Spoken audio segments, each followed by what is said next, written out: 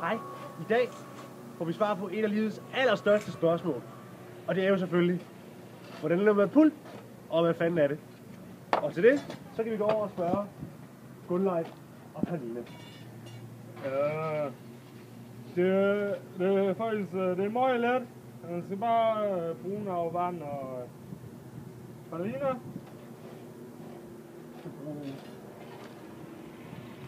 Avispapir.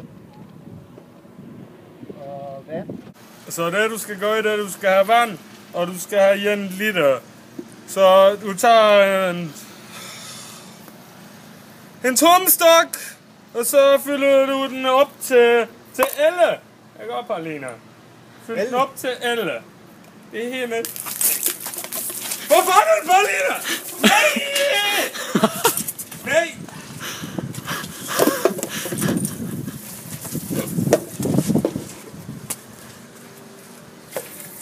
Stop! Hold! Ja, så har du fundet den og Elle, så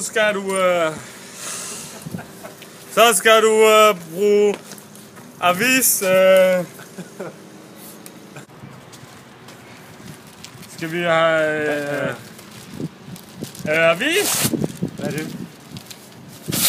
Det er avis. Det er avis. Og den er reddet i stykker. Paulina, det er jo sådan en pigehul, og den auto går godt som med vand på. Piger kan godt lide vand.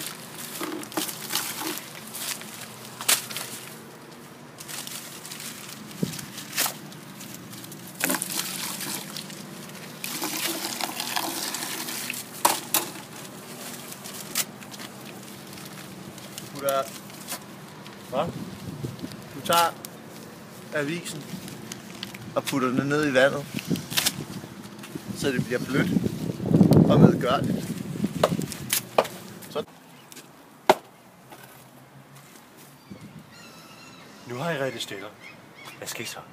Så skal vi blende det med den her.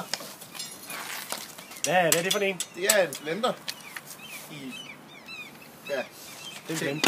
noget. Er det en pulpblender? Nej, Nå.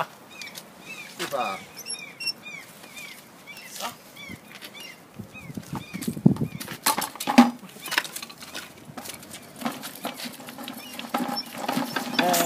Hvad gør du så her? Jeg blender. Du blender. Man skal lige huske at holde på låget. Hold på låget.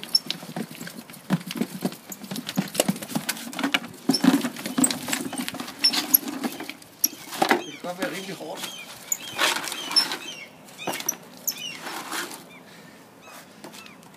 Det ser også ret hårdt ud. Man kan også bruge Hvad har du der, Gunleif? GSB 16 er i. Den kan... Der er ikke noget strøm i. Der er ikke nogen strøm i. Så. Ja, så gør du bare det samme. Sådan. Så virker det. Sådan. Og så skal du huske, at du skal holde foden på låget. For hvis du ikke gør det, så sprætter det ud over det hele. Så ser det sådan her ud. Lækkert. Ja, det skal føles som en kolort. Ja, det føles som kolort.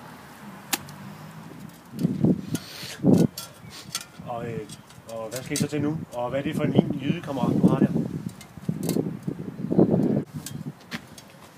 Strip 3 på palp eller pulpstige foregår således, at du tager dit pulp i en si og siger vandet fra over i en anden spand. Nej, det gør du ikke. Du siger det over i den her spand. Den her spand skal nemlig være tør. Og så er det her, Ja, ligesom spaghetti. at pulpen skal have en kolorte-effekten skal frem i pulpen. Det får du ved at klemme den rigtig godt, og så kan du mærke konsistensen har af det, man vil kalde en polort. Jeg har engang spist Step 3. uden brun sovs. Det foregår herovre. Du tager en spiseske. Sprattelmasse.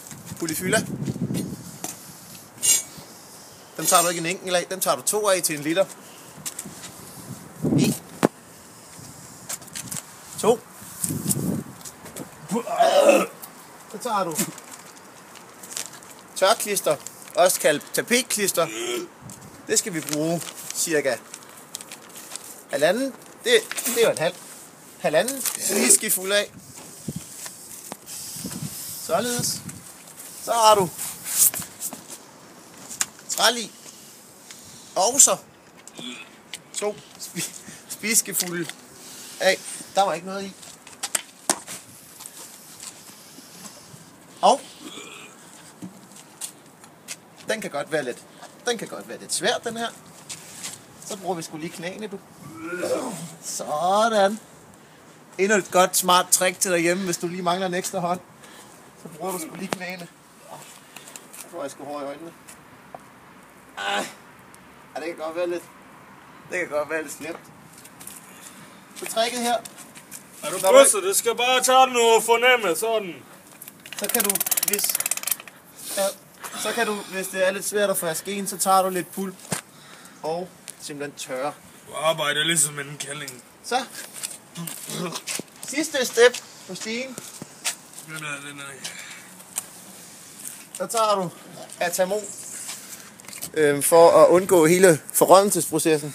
Der skal også bare... den kan jeg ikke anbefale at spise med skvæt af. Heller ikke med brun sovs. Det skal man ikke spise, nej. Sidste trin på stigen er igen en omrøringsæltningsproces. Låg på. Og jeg har tidligere erfaring har gjort mig, at det er smartere at bruge eldrevne skruemidler eller maskiner. Så er det samme step som før. Godt ned med den her, ned med den, foden på, og så giver du bare los. Så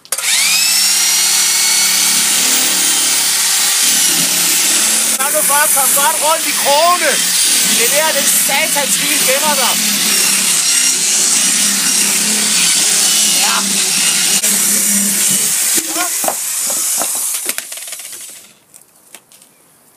Pulp.